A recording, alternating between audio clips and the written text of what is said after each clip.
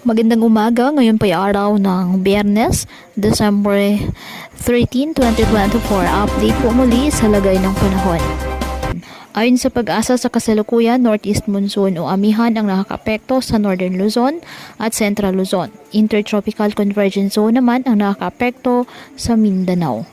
Samantala, isang potensyal na sama ng panahon o low pressure area ang posibleng mabuo sa silangan ng Mindanao ngayong weekend at kalaunay pumasok ng ating PAR at posibleng maging bagyo next week.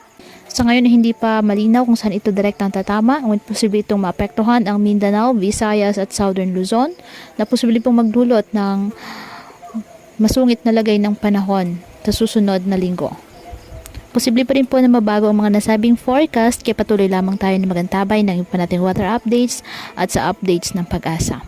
Ngayong araw, asahan po ang mga pag-ulan, maulap na kalangitan dyan sa Mindanao at Palawan, dulot ng ITCZ. Asahan din po ang maulap na kalangitan na may mga pag-ulan at thunderstorms sa Bicol Region at Quezon, dulot naman po ng easterlies.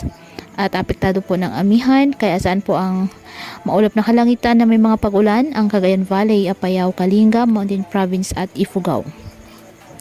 Ang Ilocos Region at nalalabing bahagi ng Cordillera Administrative Region at Central Luzon, apektado pa rin po ng amihan, kaya asahan po dyan ang mahihinang mga pag-ulan.